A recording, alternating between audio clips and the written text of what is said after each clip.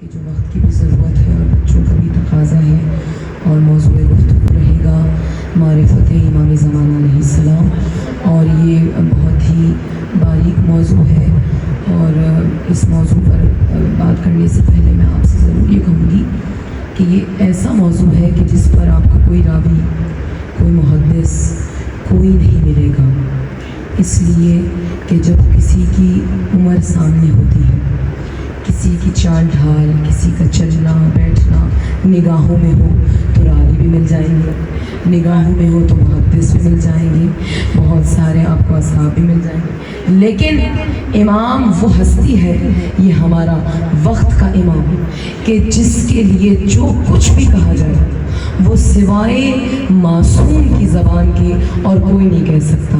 اسی لیے یہی وجہ ہے، میرے نزدیک یہی وجہ ہے کہ یہ موضوع زیر بحث کم لیا جاتا ہے، کیونکہ خود سے کچھ کہا ہی نہیں جا سکتا۔ یہ وہ ہستی ہیں کہ جن کے بارے میں دیکھیں نا، اب اگر جس نے علی کی جوانی دیکھی ہے وہ کہے گا کہ بھئی علی کی جوانی ایسی، جس نے حسنین کا بچپن دیکھا ہے وہ کہے گا زینین کا بچپن ایسا۔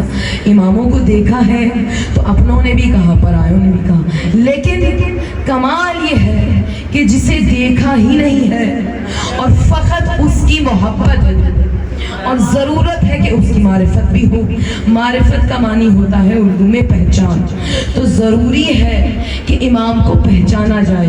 کیسا پہچانا جائے؟ ویسا جیسا امام ہے، ویسا نہیں کہ جو ہمارے تصورات میں ہے۔ امام کو ہم نے ویسے پہچانا ہے کہ جیسے امام کے لیے ائمہ نے بتایا ہے، اور سب سے زیادہ زور خود حدیث نبوی میں ہے، بار بار کہ میرا 12واں جانشین ایسا ہوگا، یہاں تک کہ حلیے سے لے کے نام تک ہر چیز خود زبان رسالت سے جاری ہے، اس لیے کہ جسے دیکھا ہی نہیں ہے اس کے بارے میں تم ہوتے کون ہو کچھ کہنے والے۔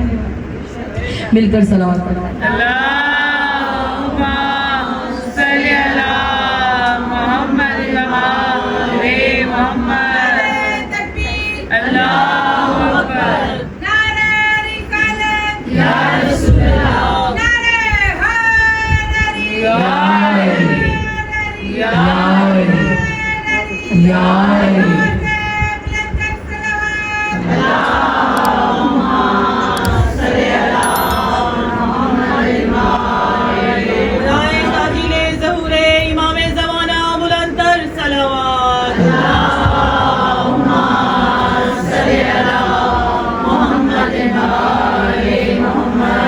جس کو دیکھا ہی نہ ہو اس کے بارے میں، اور پھر ممانعت اور سختی کتنی کہ فرمان ہے، تمام ائمہ کی طرف سے تاکید ہے، خبردار نام مت لینا۔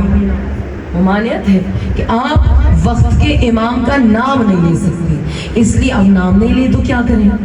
القابات اتنے عطا کیے ہیں کہ وہ جو آئے گا وہ المنتظر ہوگا، وہ مہدی ہوگا، وہ حجت خدا ہوگا، وہ بقیت اللہ ہوگا، وہ عین اللہ ہوگا، وہ ہوگا جو خلف الصالح ہوگا، وہ ہوگا المستر ہوگا، وہ ہوگا کہ جس کا نام مہدی ہوگا اور قائم ہوگا۔ کیوں؟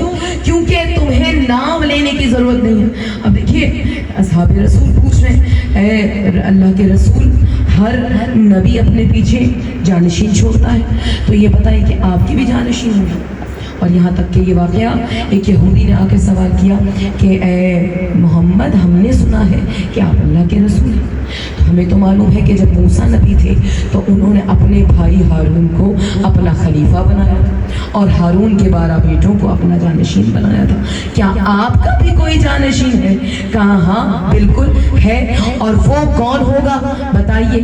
کہا پہلا خلیفہ بھائی ہوگا اور آخری خلیفہ بیٹا ہوگا۔ اب جو نہ سمجھنے والے تھے انہوں نے پوچھا رسول سے کہ اس کا کیا معنی کہ پہلا بھائی ہوگا آخری بیٹا ہوگا؟ کہا نسل حسین سے جو چلتا ہوا آخری بیٹا آئے گا وہ میرا ہم نام ہوگا اور میرا ہی ہم کنیت ہوگا، یعنی نام محمد ہوگا اور کنیت ابو القاسم ہوگی۔ اور صرف اتنا نہیں ہے، اس کے بعد جب اماموں نے، اب دیکھیں جو بھی نقشہ ہے وہ ہم نہیں کھینچ سکتے، جو کچھ ہے وہ وہی ہے جو امام بتائیں گے. امام کہہ رہے ہیں کہ وہ اتنا حسین ہوگا کہ جو اب فرمان رسول ہے کہ میرے شبیہات میں سے سب سے زیادہ جو میرا متشابہ ہے وہ یہ میرا آخری فرزند ہوگا. دیکھیے اب آپ کہیں کہ بھئی آپ تو ہر وقت ہم صبح و شام کہتے ہیں کہ علی اکبر شفیع رسول ہے, حسن اور حسین شفیع رسول ہے, بالکل عین شبیہ ہے, لیکن جو سراپائے شبیہ رسول ہوگا وہ ہمارا آخری امام ہوگا اور ہے. لیکن جو نقشہ کھینچا ہے, اب امام کہہ رہے ہیں وہ جو فرزند ہوگا ہمارا اس کا رنگ گندمی ہوگا, اس کی آنکھیں بلند اور پھیلی ہوئی ہوگی, اس کی دونوں ابرو آپس میں گھنی اور ملی ہوگی, اس کے چہرے پر دائیں گال پر ایک سیاہ تل ہوگا. اور یہ آپ کو معلوم ہے سب سے بڑی نشانی ہے, ہر امام نے اس نشانی پر بار بار زور دیا کہ اس کے گال پر, دہنے گال پر ایک سیاہ تل ہوگا اور وہ ایسے چمکے گا کہ جیسے ایک تارا چمکتا ہے. مجھے ایمان سے بتائیے کہ تل ہے سیاہ, تل ہے سیاہ اور چمکے گا وہ اس طرح کے جیسے ستارہ. ہم نے تو دیکھا کہ ستارہ ایسے چمکتا ہے جیسے آفتاب چمکتا ہے. تو یہاں پر ہاتھوں کو جوڑ کر کتاب سے نہیں کہہ رہی لیکن معرفت کی بلندی پر جا کر کہہ رہی ہوں کہ اس کا مطلب ہے کہ جس کے گال کا سیاہ تل ستارے جیسا ہو اس کے چہرے کا نور کیسا ہوگا. اور فرمان ہے امام کا, امام نے فرمایا کہ اس کا چہرہ ایسا ہوگا کہ اس کی زوفشانی کی کوئی تاب نہیں لا سکتا ہے. تو جب تاب ہی نہیں لا سکتا تو پھر کالا سیاہ دل کس قدر زوفشانی بھی کھیلے گا. یہ ہے امام کا حجہ. مل کر صلوات پڑھیں.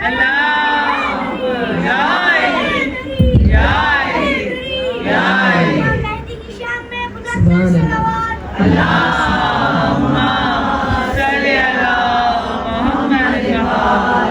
آج صرف امام کے چند القابات پہ گفتگو کر کے انشاءاللہ کوشش نہیں ہوگی بشرط زندگی کہ اسی موضوع پر ہم گفتگو کریں. امام کا لقب ہے المنتظر. اب دیکھیں میں نے آپ سے کہا کہ جو کچھ کہیں گے وہ امام کہیں گے, جو کچھ فرمائیں گے وہ معصوم فرمائیں گے. اب امام سے پوچھا گیا کہ آپ کا وہ جو آخری فرزند ہوگا وہ کون ہوگا؟ کہا المنتظر ہوگا. کہا المنتظر کا کیا معنی ہے؟ کہا جس کا انتظار کیا جائے گا, اور اتنا انتظار کیا جائے گا. دیکھیے انتظار تو کر رہے ہیں لیکن ابھی وہ معراج نہیں آئی ہے. امام نے کہا المنتظر کا معنی یہ ہے کہ جس کا انتظار کیا جائے اور وہ انتظار اتنا طویل ہو جائے کہ لوگ انتظار کرنا چھوڑ دیں اور جو حق, فقط جو حق پر ہے وہ انتظار کرتے رہیں, باقی پریشان ہو کر, مایوس ہو کر, نا امید ہو کر مرتد ہو جائیں اور انتظار چھوڑ دیں کہ اتنی آفتوں کے بعد بھی اگر نہیں آ رہا کوئی تو مطلب کہ کوئی نہیں ہے. امام کی شان میں بلند تر صلوات. اللہم صلی علی محمد.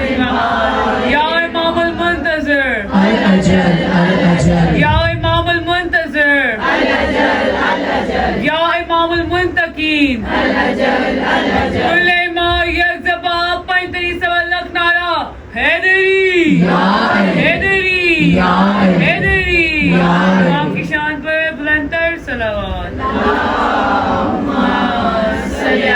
وہ انتظار کرنا چھوڑ دیں گے.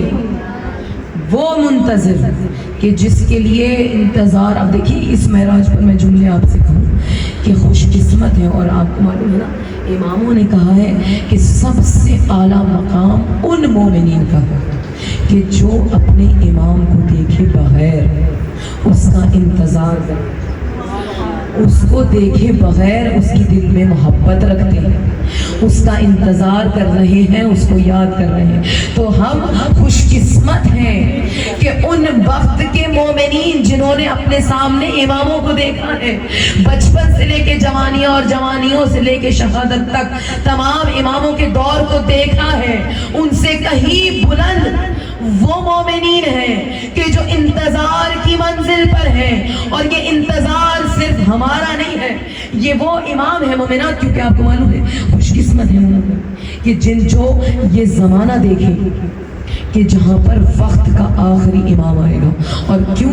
اس لیے مومنات کیونکہ بڑا مشکل ہے، کسی کو دیکھا نہیں تو اس سے محبت کیسے کی جائے، اسے بغیر دیکھے. اس لیے اس منزل پر، یہ وہ منزل ہے کہ جس پر امام ہمارے ساتھ ہیں، امام ہمارے ساتھ ہے. مشکل گفتگو ہے لیکن سمجھنے کی کوشش کیجیے.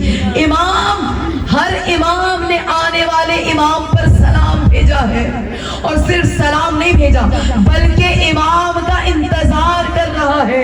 اور اس کے علاوہ اگر میں اس سے بھی بڑی بات آپ سے کہہ دوں کہ وہ امام کتنے خوش قسمت ہیں کہ ایک مقام وہ ہے کہ جس میں کنیزان زہرا کنیز زہرا ہوتے ہوئے زہرا کے قدموں پہ چلتے ہوئے اس کی طرح انتظار کر رہی ہیں کہ جس طرح فاطمہ زہرا انتظار کر رہی ہیں. تو ہے نا وہ منزل بلندی کی، ہمارے لیے قابل فخر ہے یہ مقام کہ جس مقام پر فاطمہ اپنے بیٹے کا انتظار کر رہی ہے، اس منزل پر آ کر مومنین امام کا انتظار کر رہے ہیں. مگر فرق یہ ہے کہ ہمیں اس مقام پر پہنچنا ہے. 12ویں امام کی شان میں بلند تر صلوات. اللہم صلی علی محمد. باغ عسکری کے مقدس ترین پھول، اے باغ عسکری کے مقدس ترین پھول، اے کعبہ فروغ نظر قبلہ اصول، ہم سے کر خراج دل و جاں کبھی وصول، تیرے بغیر ہم کو تو جنت نہیں قبول. دنیا نہ مال و زر نہ وزارت کے واسطے، دنیا نہ مال و زر نہ وزارت کے واسطے، ہم جی رہے ہیں تیری زیارت کے واسطے. کہ نعرہ حیدری، حیدری، نعرہ تاجیل ظہور امام زمان بلند تر صلوات.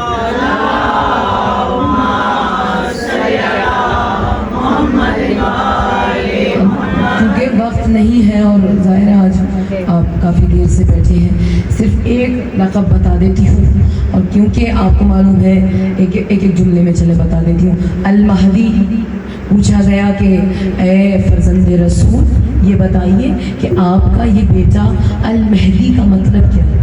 کہا اس لیے کہ پروردگار عالم ان کی ایک ایسے پوشیدہ راز کی طرف رہنمائی کرے گا جس سے کوئی بھی واقف نہیں ہوگا. یعنی ایک ایسی منزل ہے کہ یا اللہ جانتا ہے یا وہ وقت کا امام منتظر ہے کہ خدا کی طرف سے اذن ہو تب ہم اس پوشیدہ بھائی جس کے قدموں کے تلے خزانے کائنات کے ہوں اور صرف ایک اذن الہی کا انتظار ہو. اور کیونکہ آپ کو معلوم ہے نا علامات امام میں کیا ہے، ظہور کی علامات کیا ہے کہ ادھر امام قدم رنجا فرمائیں گے تو یہ زمین اس طرح سے خزانے اگلے گی، یا اگر میں کہوں خزانے نہیں اگلے گی بلکہ زمین میں دفن ہوئی ہر مخلوق چاہے وہ پتھر ہو چاہے وہ ہیرا ہو امام کے قدموں کی زیارت کی طرح ابل ابل کر باہر آئے گی کہ کسی طرح سے امام کے قدموں کو چوما جا سکے. جزاک اللہ.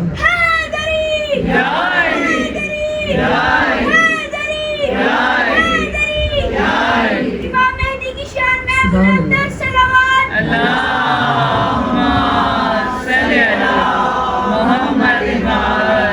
خزانے ابلیں گے اس لیے کہ کہیں موقع مل جائے امام کے قدموں کی زیارت کا، اس لیے قدم سے نکلیں گے خزانے. اب ایک لقب المنتظر المہدی الحجت کہ جس کا ہونا خدا کی خدائی کی دلیل ہے. جب تک قدم ہائے امام زمانہ موجود ہے یہ دلیل ہے کہ کوئی ہے جسے اللہ نے رکھوالی کا کام سونپا ہے. اور آپ کو معلوم ہے نا امام نے پیغام دے، جب پیغام دیتے ہیں اپنے نائبین کو تو امام نے پیغام دیا کہ مومنین سے کہنا جو بھی جہاں قرائے زمین پر جو بھی جہاں پر بھی مومنین ہے وہ صرف اس لیے محفوظ ہے کہ اس کے ساتھ ہماری دعائیں ہیں. اتنے نمک سے بھی کم برابر جی کیسے رہے؟ آپ کو معلوم ہے نا کیا کیا ہو رہا ہے، ہر حکومت میں ہو رہا ہے، ہوتا رہے گا، یہاں پر فرق ہی نہیں ہے کسی ایک میں بھی کہ کبھی فلاں کی ہے یا فلاں کی ہے، ظلم ہونا ہے۔ اور یہ جو ظلم ہے نا، اسے آپ اپنے سینے پر نشان حیدر سمجھیں، اس لیے کہ یہ ظلم اس کے قریب آنے کی علامت ہے۔ جتنا جتنا تم ظلم بڑھاؤ گے، امام کے آنے میں اور راستے استوار ہوتے جائیں گے۔ ظلم نہیں بڑھ رہا، امام کی آمد کا وقت قریب آ رہا ہے۔ تو اب کیونکہ حجت ہے، اور پھر آپ کو معلوم ہے القائم وہ لقب ہے کہ جو زمان زدے عام ہے، اور کیونکہ امام سے پوچھا گیا، پانچویں امام سے کہ مولا بتائیے کیا آپ سب حق کو قائم کرنے والے ہیں؟ جو آپ کہہ رہے ہیں کہ ہمارا آخری بیٹا وہ ہوگا جو قائم ہوگا، تو کہا کیا آپ قائم کرنے والے نہیں ہیں حق کو؟ کہا بے شک کیوں نہیں۔ کہا پھر یہ لقب آخری کے لیے کیوں ہے؟ کہا اس لیے کہ وہ دنیا میں اس طرح سے عدل و انصاف کو قائم کرے گا جس طرح سے وہ ظلم سے بری ہوگی، اور وہ عین عدل کو قائم کرے گا، جس کا جتنا حق ہوگا اسے دے گا۔ اور اس دن بھی یہ جملے کہے دوہرا رہی ہوں۔ اب حق کا مطلب تو یہ ہے کہ جو ظالم کا حق ہے اسے ویسے دیا جائے، جو مظلوم کا حق ہے اسے ویسے دیا جائے۔ تو جس ظالم نے جو حق رکھتا ہے کہ اس کے ساتھ کیا جائے، وہ میرا مولا آ کر ادا کرے گا کہ تیرا حق یہ ہے کہ تیرے ٹکڑوں کو بھی کاٹا جائے، تیرے بدن کو بھی جلایا جائے۔ حق ہے نا کہ عدل کو قائم کرے۔ عدل کا مطلب یہ ہے کہ جو ظالم ہے اسے سزا ملے، مظلوم کو اس کا حق ملے، مظلوم کو انصاف ملے۔ اور پھر امام یہ القائم امام نے کہا کہ دیکھو، جس وقت امام حسین شہید ہوئے تو ملائکہ میں ایک گریہ جاری، بس یہی سے میں اپنی بات کو تمام کروں۔ ملائکہ میں گریہ بلند ہوا، اور اتنا گریہ ہوا کہ عرش اعلیٰ پر خدا سے شکوہ کیا کہ پروردگار عالم کوئی تو ہو جو اس خون ناحق کا انتقام لے۔ تو جب یہ آواز گریہ بلند ہوئی تو پروردگار عالم کی طرف سے آواز بلند ہوئی کہ دیکھو ہم تمہیں دکھاتے ہیں۔ اس کے بعد ملائکہ کی نگاہوں سے پردے ہٹے۔ امام فرمائے اب جو پردے ہٹے تو کیا دیکھا کہ پشت امام حسین سے 9 انوار نظر آ رہے ہیں۔ اماموں کے 9 انوار ہیں، جن میں سے ایک امام کھڑا ہوا نماز پڑھ رہا ہے۔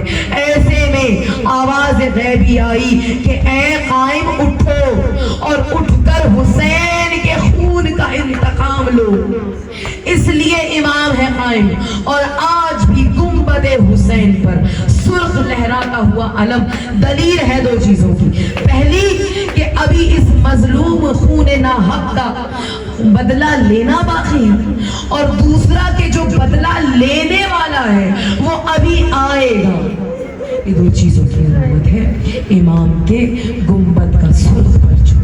مومنات بس، اور وہ جس کا فرش پہلی مجلس، اس کو ہم ہدیہ کر دیتے ہیں کہ جو بانی آزاد، جو عزاداروں کا عزادار ہے، جو عبادت گزاروں کا سردار ہے، جس نے دنیا کو ماتمداری کرنا سکھائی، جس نے دنیا کو سینہ کو بھی کرنا بتائی، جس نے سلیقے سکھائے فرش عزا کی، جس نے آداب سکھائے فرش عزا کی۔ کیسے آداب؟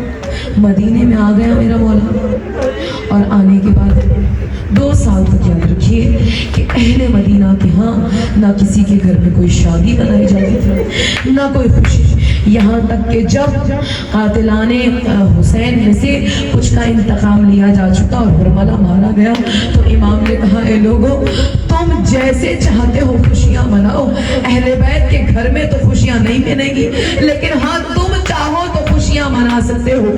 تو اس کے بعد اہل مدینہ کیا کرتے تھے کہ جب کوئی گھر میں شادی ہوتی، کسی جوان کے سر پہ صحرا سجتا، تو سید سجاد کے پاس پیغام لے کر آیا جاتا، مولا مدینے میں آپ رہتے ہیں، اگر اجازت ہو، اگر آپ چاہیں تو کچھ دیر کے لیے ہمارے گھر میں تشریف لیں۔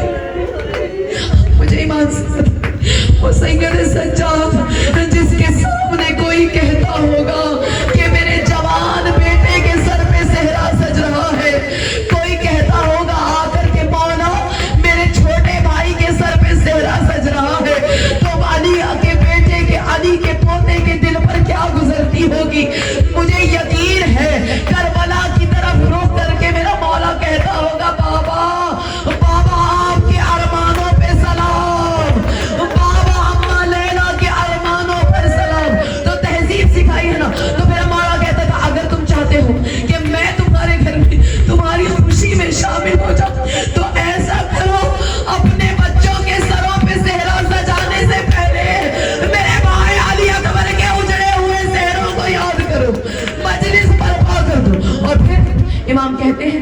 کہ جب کوئی بلاتا مجلس میں بلاتا شادی سے پہلے مجلس برپا ہوتی.